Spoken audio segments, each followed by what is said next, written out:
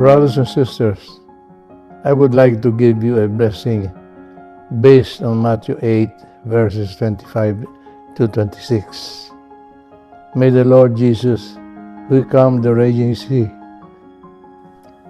and quieted the fearful hearts of his disciples, bless you with deep and abiding trust in his presence. When storms arise and waves of uncertainty surround you, may you remember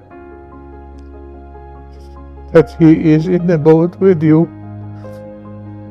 May he strengthen your faith when fear seeks to overwhelm you and grant you peace that surpasses understanding.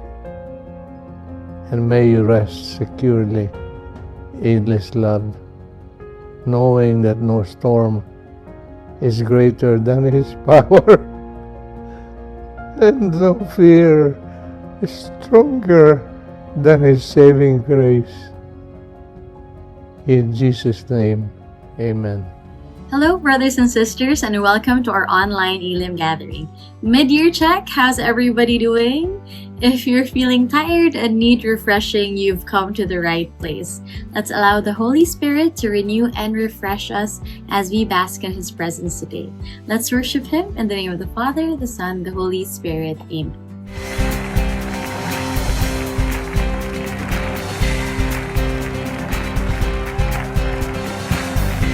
Let your river of living waters flood your people, Lord.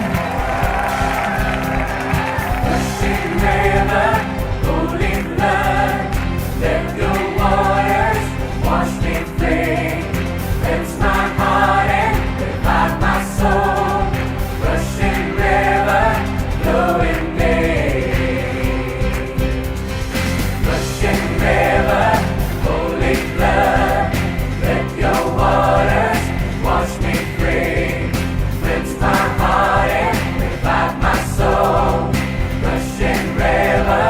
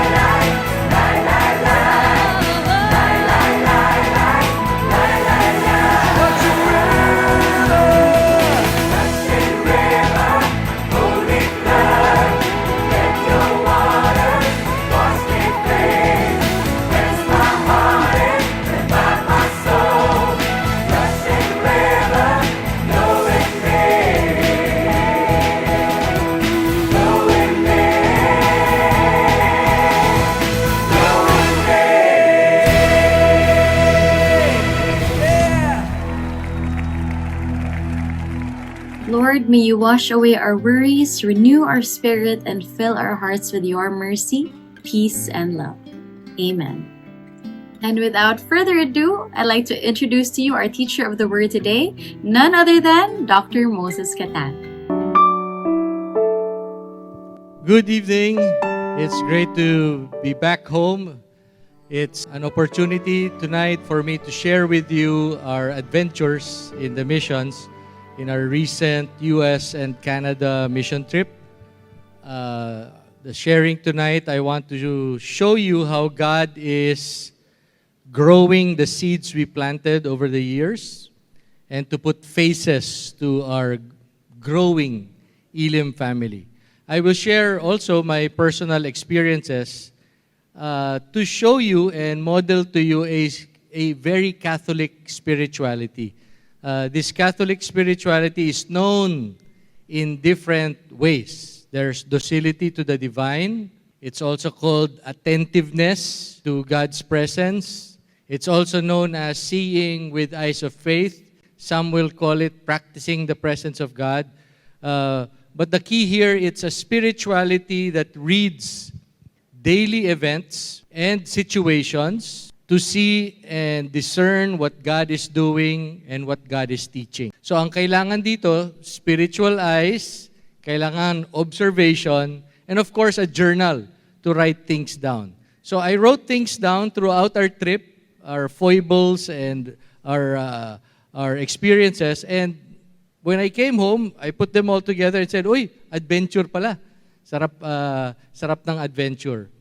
I'll share with you a verse, Proverbs 3:5-6. This is a memory verse for many of you. It says, "Trust in the Lord with all your heart. On your own intelligence, do not rely. In all your ways be," and the Hebrew word is da'eh. "Be mindful of Him, and He will make straight your paths." Now, I think the English word mindful is very weak as a translation for the word da'eh. Da'eh is to know, to notice, to learn. Okay? To know, to notice, to learn. And it's coming from a root word. The word is yada. I think Elim couples, we were taught this long time ago, yada. Yada means to know intimately. I will show you a verse where yada is used. And two translations of the Bible translate it differently. First, in RSV, Revised Standard Version. Now, Adam knew, yada is the word, Eve, his wife. That's the Revised Standard Version. Look at our version, New American Bible. The man had intercourse with his wife Eve. So Adam is the man also. It could be a name, it could be the man. Yada is both to know intellectually, to know emotionally, but also to know sexually with his wife Eve. So yada connotes intimacy, a knowing. So if you go back to verse, in all your ways, yada Him, it actually means not just be mindful.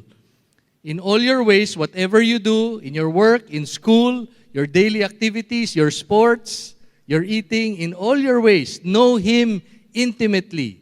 Meaning, recognize Him, encounter Him, learn from Him, experience Him, and He will make straight your paths. Amen? So now with the adventure of trying to know the presence of God throughout our trip. First is my first steps, literally. My first steps upon arrival at New Jersey. Nakatira kami sa bahay ni Jerry and Alma Piramide. Sinundo kami ni Sister Alma sa JFK Airport. At umuwi na kami, umuulan. Okay, pagdating sa bahay nila, I forgot I was 56 years old and I had a spinal condition. I forgot. I felt strong, so I carried the luggage and payong together. Carried luggage, payong at 4 a.m. This is 4 a.m. after 16 hours flight. Carried it. And then, for some reason, I just felt myself falling. I can't even recall if I tripped or I misstep? I cannot recall. Why am I falling? And it was pavement. Pavement. So, face flat. Punk! Okay, ito ang resulta. Duguan ako, dugo. So, I was bloody in my knuckles, my hands. Tumutulo yung dugo, both hands. My shoulder was totally bruised. That's where I had my rotator cuff surgery, right there. Kaya lang, the amazing thing is, I was walking on pavement and I landed on grass. I felt my face, my nose, my forehead hit soft grass. And I heard my neck crack. So nakahiga ako sa grass, hindi na ako gumalaw. Narinig ko yung neck ko Gumanon eh. So nakahiga, ayoko gumalaw. Paglabas ni Alma sa bahay, nakita niya ako nakahiga. Nakadapa sa grass. Kuya Mos! But thankfully, both my hosts are nurses, so they treated me right away. Just superficial wounds. Meron silang magic spray. Magic spray, yun na yung bandage. It sealed my wound at hindi na kailangan takpan. Yung spray lang na invisible bandage. So, some technology. Yun, first steps. I remember this verse from Psalm 91, 11 to 12. He has given His angels orders about you to guard you wherever you go. They will carry you in their arms in case you trip over a stone. I really think, as I was falling, my angel pushed me to the grass. I cannot recall pahulog ako Semento, kaya lang sa side ako nahulog. So, I think my angel rescued me and gave me a soft landing. My face was not destroyed, nor did my neck get fractured. So, the lesson I get here in the first steps of our journey is when you're doing something right, baka galit yung kalaban. We were on mission. Okay? So, we keep praying for protection. Don't leave your homes without praying for protection, for the protection of your guardian angels, accompaniment. Side note also, every time I drove, lalo na pagpapasok na kami sa freeway, tapos may sign na yung freeway ng deer crossing. Deer. Remember last year, we hit a deer and had a fantastic accident. Magdadasal na kami ni Dondi. Sabi ko, Brother St. Francis, pray for us. Let brother and sister deer not cross while we're driving through the freeway. So yon, lesson 1, pray for protection. A second part of our adventure was a happy reunion with our sons.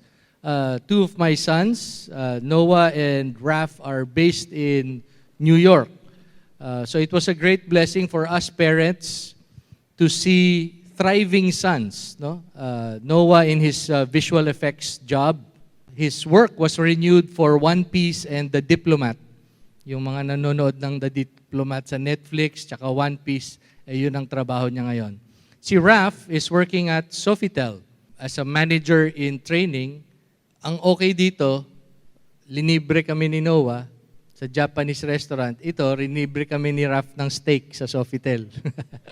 So, ang sarap ng feeling na yung anak ng nalilibre. Mike, hindi ako nagpaparinig. When you get your airline job, libre mo kami. Okay.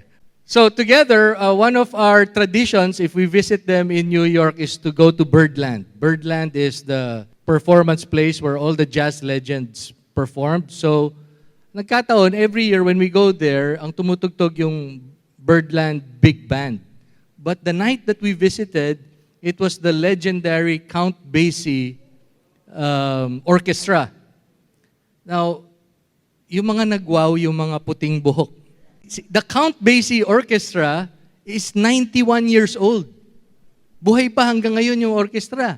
19 Grammy Awards. They have recorded with Frank Sinatra, Ella Fitzgerald, Tony Bennett, Ray Charles. Ganyang katindi. And it's the best big band I've ever heard. In fact, 3 times during their concert, I was crying. Ganong kaganda ang tugtog.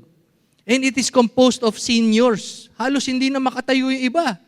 No, yung nagsosolo ng sax, tabingi na nga eh. Tapos yung pag pumasok sa stage, yung talaga gumigewang-gewang. 3 of them have doctoral degrees, mga professor ng music. Siguro 2 lang yung new ones, yung bata. 2 lang. Most of the musicians were 50s, 60s, or 70 years old. We took a photo with their singer. Her name is Carmen Bradford. 5 Grammy nominations. Her call to fame is when Ella Fitzgerald died, pagpunta nila sa bahay niya, yung pinapatugtog na CD, siya, si Carmen. Siya ang pinapakinggan. For the oldies here, she has a duet with George Benson, and the title is How Do You Keep the Music Playing? Siya yan. Siya yung kaduet ni George Benson. So nakipag-picture agad kami.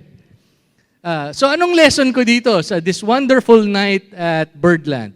Seniors and legends are unbeatable. Keep letting them shine. You can never retire greatness. So, turn to the person beside you, see if he or she is a legend, is a veteran. Mukha bang veterano yan? 20, 30, 40 years in Elim? Kung veterano yan, pakisabi lang, you are a legend. Importante talaga yung mga senior. Yan yung talagang magagaling, yung mga batikan, no? Hindi lang sa pagtugtog ng instrumento, but the way to serve the Lord, those in mission. So I honor all seniors here and veterans in the service of the Lord. Talagang let's shine for the Lord. I have a verse for you guys. Psalm 92 verse 14. From the New King James Version, it says, they shall still bear fruit in old age. They shall be and flourishing. O sabihin nyo sa mga puting buhok at mga veterano, you shall be fresh and flourishing. Sabi mo kung ilan sila. Amen. Next, we had our mission going to Edmonton, Canada. This is West Coast, no? Sa West, malayong flight. Ang nangyari, I entitled this story, the F1 taxi ride. Our flight was from JFK going to Edmonton. Pagdating namin sa JFK, hinatid kami ni Jerry sa airport. Pagdating namin sa counter, canceled yung flight. Kinancel. Tinignan, this was canceled. You've been rebooked to another flight and it's gonna fly out of LaGuardia, which is 30 minutes away. And it was like Manila traffic, standstill traffic, ha? Ganun kagrabe. In-export natin yung traffic doon. Sabi ng counter, you can probably make it. There's a taxi stand outside. So lumabas kami, meron namang staff na tagatawag ng taxi. Antay kami ng 5 minutes, dating itong si taxi. Dumating yung taxi, Arabo yung driver. Sinabi namin, wala kaming sinabing late kami, wala kaming sinabing iba yung flight namin. Sinabi lang namin, we need to get to LaGuardia. Yes, sir! Hindi namin alam, F1 driver pala siya. Hindi pa ako nakasakay ng ganong sasakyan na ganong kasero. Grabe. Ang bilis ng pag-drive, traffic. So anong gagawin niya? Bubusinahin niya lahat. Papapapapapot. Tapos sisingit siya. So, siyempre, tatabi lahat. Tapos siya naman ang bubusinahin lahat. Nakakahiya. Ganyan-ganyan kayo. From lane 4 to lane 1 to lane 3. Ganyan. Para kaming ambulansya. The worst thing is, nakakita siya ng construction site na puno ng cone na bawal pumunta. Pumasok siya. Dire-diretso kami sa construction site. Ito ang punchline. Maaga kaming dumating. Nakaantay pa kami sa lounge. So, I had an amusing theological quandary. Okay? Angel ba yun? Disguised as an illegal law-breaking driver?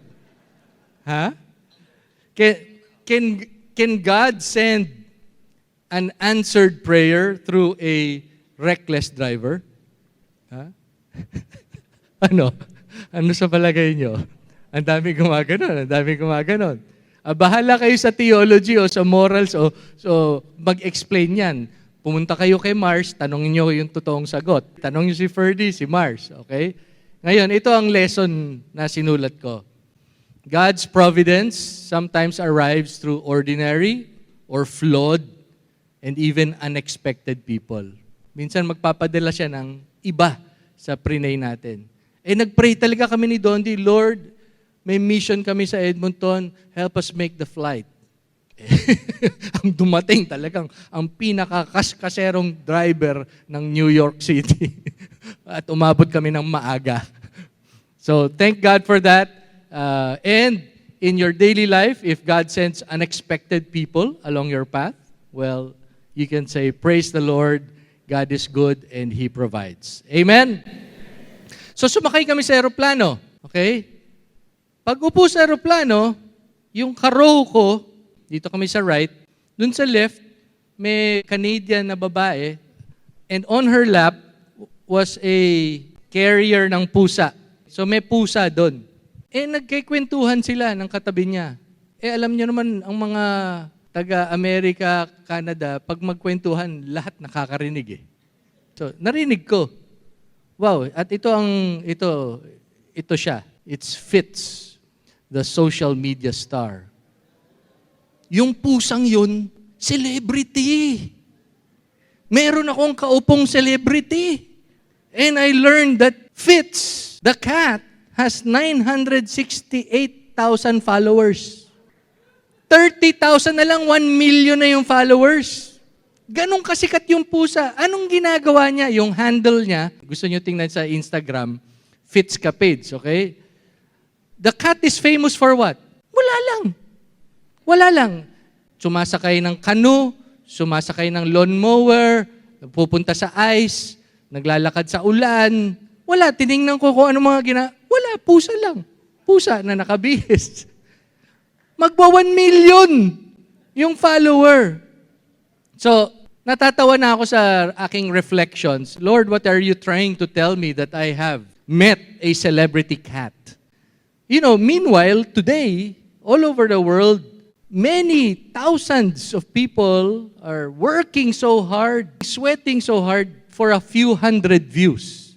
No? Yung mga gusto maging influencer, tayo. Gusto natin pag mag-post tayo, meron tayong maraming view.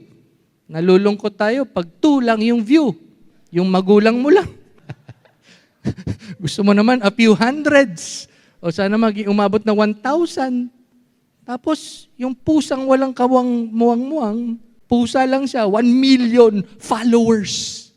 Hindi lang views, followers. So, I would like to share those who are aspiring for views and followers or some kind of influence, a cat will probably beat you.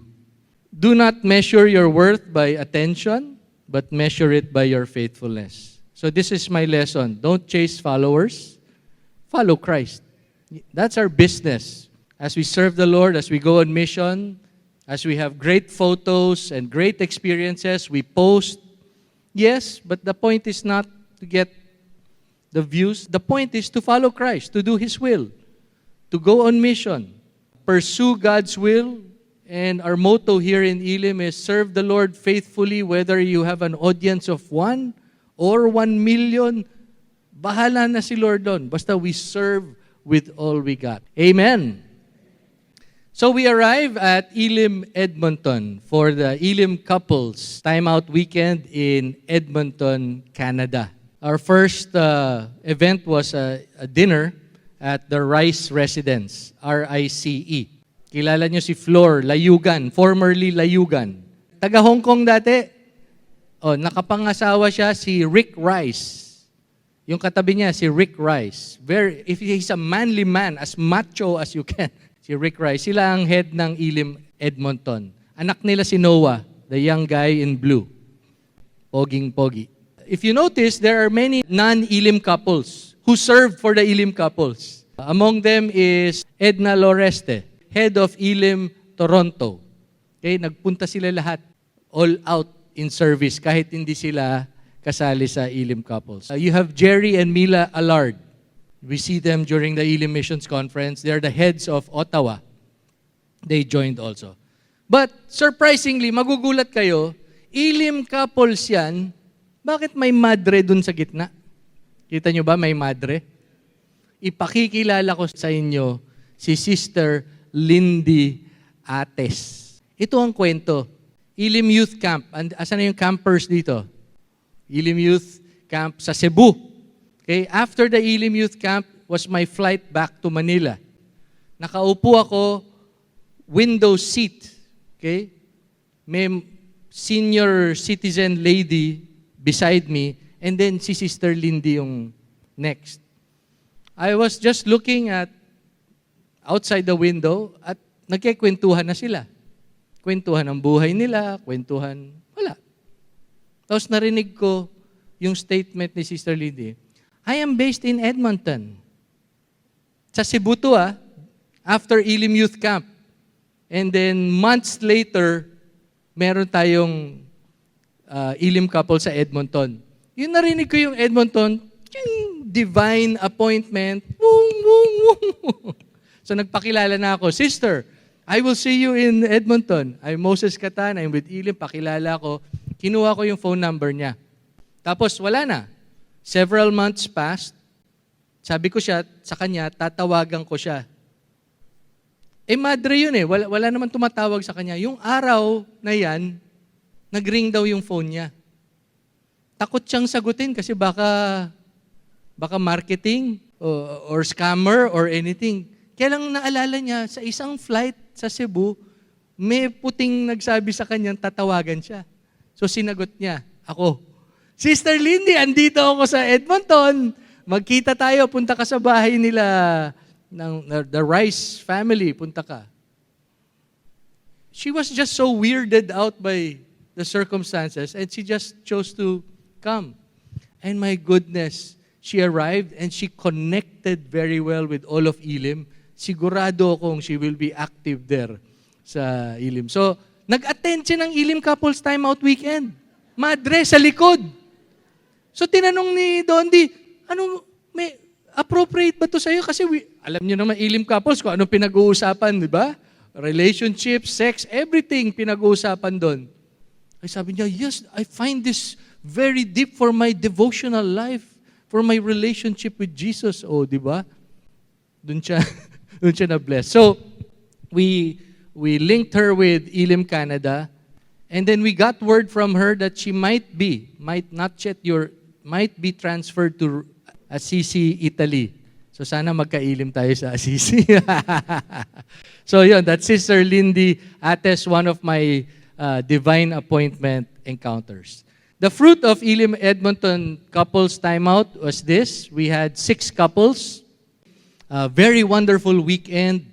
All the men, the Canadians were just overwhelmed by the experience of the Word and their healing of relationships. It was very Spirit-filled. Ngayon, ito ang fantastic. Di ba parang ang konti lang, 6 couples lang nag-attend? Oh, ang sweet, no? 6 couples. Yung 3 couple, taga Vancouver. Yung nalaman namin ni Dondi na taga Vancouver, yung kalahati sa kanila, miniting na namin sila after the weekend. And here's that Spirit-filled meeting. And basically what we said is, tayo naman kayo ng Elim Vancouver. At umuo sila. Game na. Magkaka-Elim Vancouver tayo. For the Cebuanos who are watching this video, that's Matet. We served with her kids and youth. That's Matet, and she's now in Edmonton. So Jay and Matet, mag-asawa yan sila. And then Chris and Jenny, kapatid ni Jerry Piramide. So yan, nagsispread pa unti-unti. So we claim the beginnings and the fruitfulness of Elim Vancouver. So I would also like to congratulate si Lorelai Daidora. She's the head of Elim Canada. She's like Wonder Woman. She does everything and so humble because you won't see her there, but she's taking care of the kids, taking care of the food. She's like all over the place, taking care of everybody. That's why Elim Canada is flourishing, that Sister Lorelai. So let's give a big hand for Elim Canada. Then we move on to Florida. We had another weekend in Orlando, Florida. Look at how many came. Ang dami. Doble sa last year. Feeling namin dumodoble each year. So the next time we do another in Florida, we're going to look for a bigger venue. Kasi sila mismo, nag-uusap na sila ng mga i-invite nila. Parang gusto nilang bumalik with someone else. So yun ang nagsimula sa 5, naging 10. Ngayon, this was 17 or 18 couples who attended. So there were many more dahil yung mga anak nila. Sa States, pag meron kang event for couples, dapat may kids ministry dahil walang mga yaya dun eh. Dala-dala lahat ng mga anak. So, Faith Cal was the one in charge. You remember Faith Cal? She was in charge of all the kids for those 2 days. So, kudos to the Florida heads.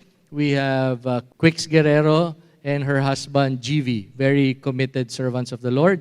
New discovery is, ang daming youth. So pwede tayo magkaroon ng youth ministry sa Florida. And then, a couple participated. We haven't seen them in years. It's Emon and Joy Apostol. These are Cebuanos. We used to see them in LA. Their parents are Manny and Remy. Remy went home to the Lord na. So Manny is still there. Andun sila, dalawa na yung anak. So, nagpaparinig kami sa kanila, Elim, Minnesota. Because they're from Minnesota. Parang 6 months daw ang winter doon. Napakalamig. So, we find that the key to U.S. missions is Elim couples. Parang hit yung Elim couples sa States dahil nadadala yung mga husbands, yung mga asawa. And it keeps spreading. So, pag magkaroon tayo ng Elim couple sa States, sama kayo. Ha? Amen. Sige, mag-amen kayo. Dahil pag nalaman kong umamen kayo, magsaserve kayo. Okay. Praise the Lord. So big hand to our servants in Elim, Florida. While we were there, we knew it was coming. We had met about it. We had prayed over them. We have met with the team.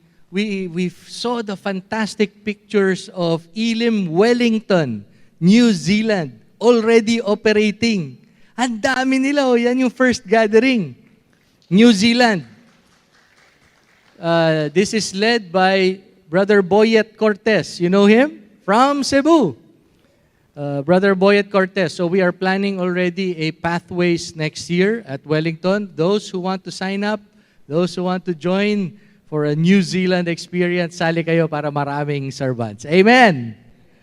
Praise the Lord. Yung mga travels na ganyan, usually during SEM break. Doon lang ako pwede mag-travel. SEM break, which is late May to early June, and next would be late July to early August. Yan ang mga schedules ng mga mission trip.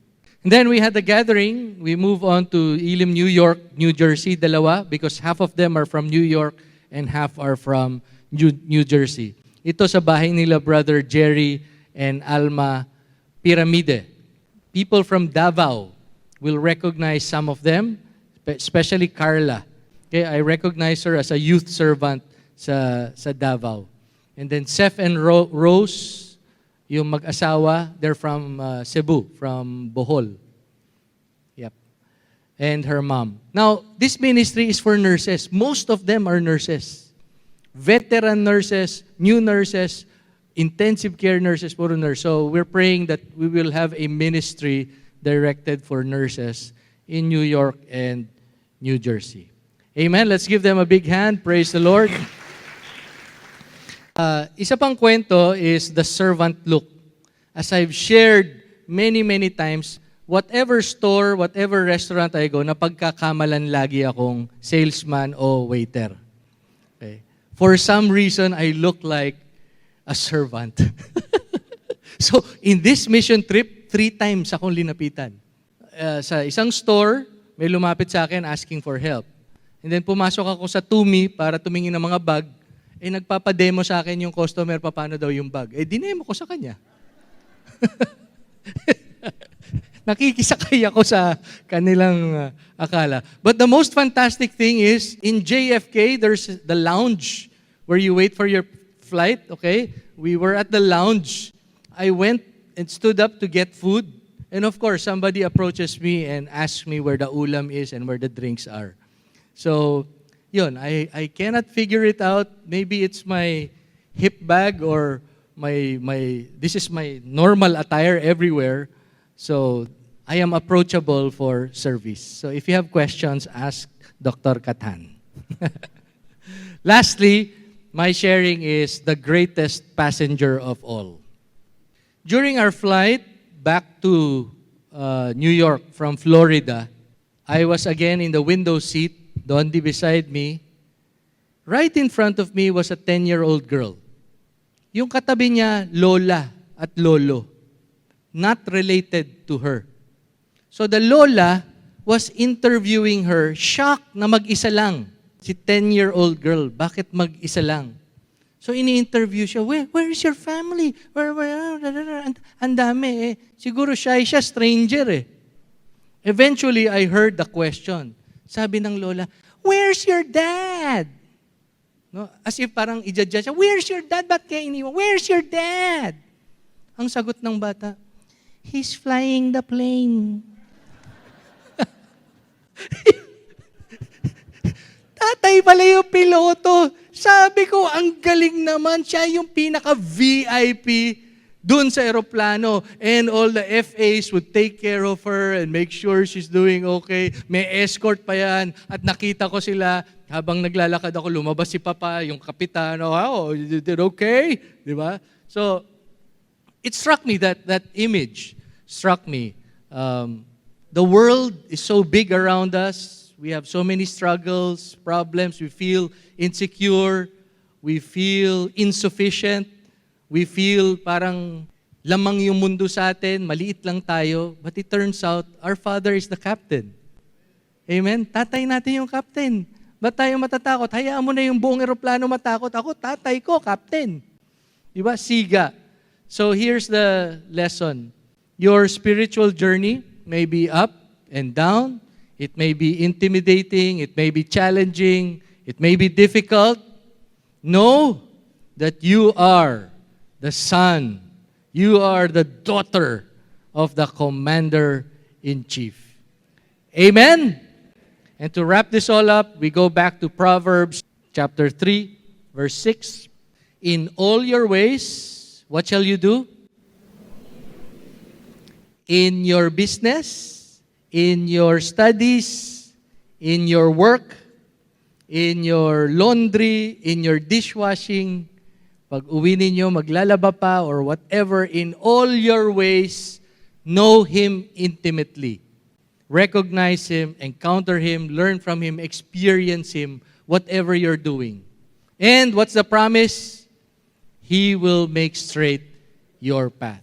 So have a great week of encountering the Lord, of knowing Him intimately, and let your mission shine forth this week and beyond. In Jesus' name, let's give the Lord a big hand. Thank you, Dr. Moses, for that inspiring teaching and blessing us with God's Word today. Elim Community's vision is to spread the good news to the ends of the earth. If you want to be part of this work of evangelization, please send your tithes, love offerings, and donations to the following accounts.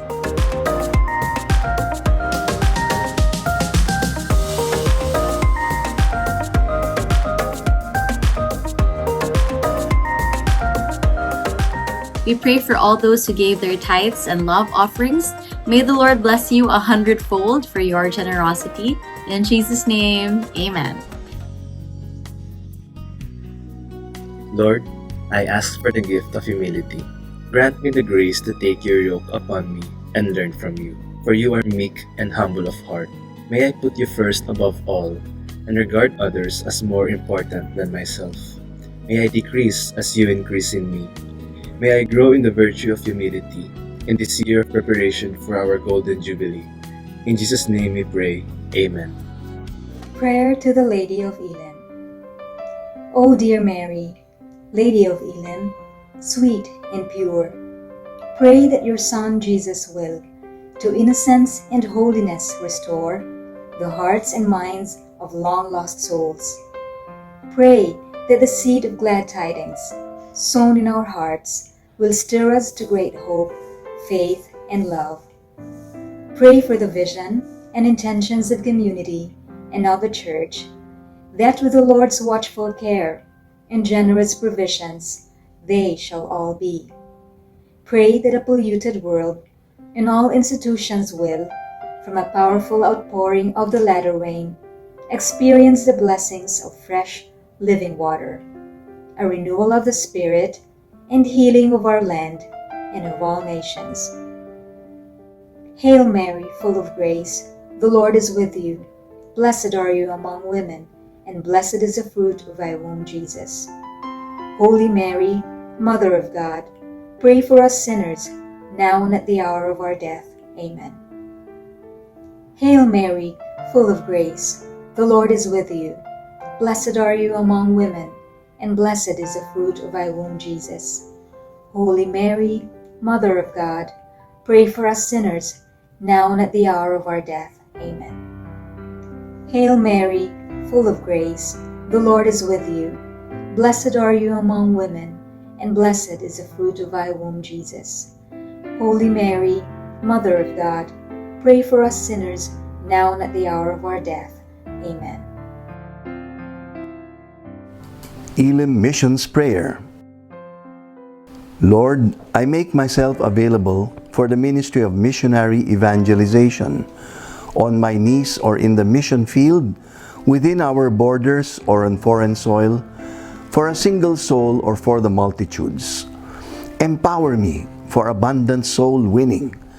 By your Spirit, make me an instrument of your love and mercy, a witness bold and unashamed, and an inspiring bearer of the good news. Send us the laborers, technology, and resources to reach the world. Help us break barriers, overcome obstacles, and penetrate new territories, that all the peoples of the earth may know that you are God and there is no other. And to all those we reach, Lord, raise them up to become your true disciples. Here I am, Lord. Send me. In Jesus' name, amen.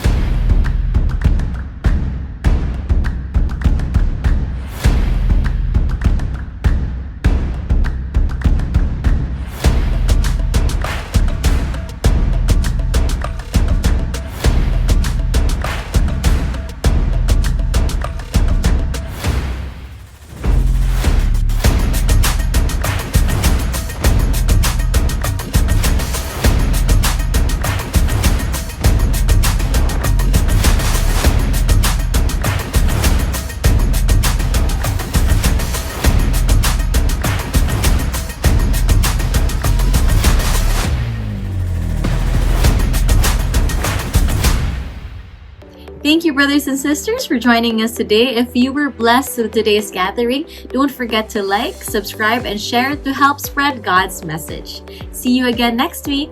Bye. God bless.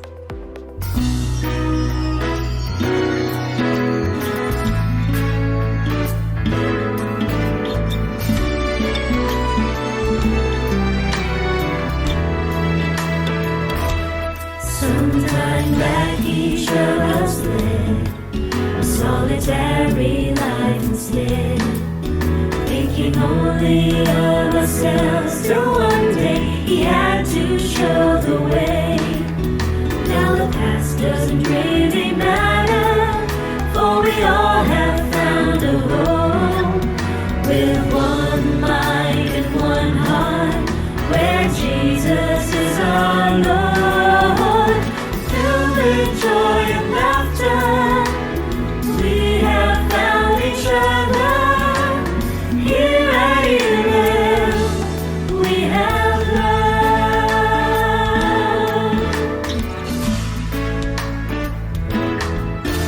As we wander through the desert, seeking for a a place of happiness where we all could be refreshed. Now the past doesn't really matter, for we all have found a home with one mind and one heart, where Jesus is our Lord. Filled with joy and laughter, we have found each other.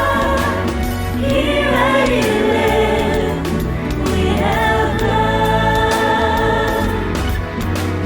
Together we join our hands to sing, let's preserve the unity. As we serve the Lord in many ways, love will reign in the family. Now the past doesn't really matter, for we all have found a home with one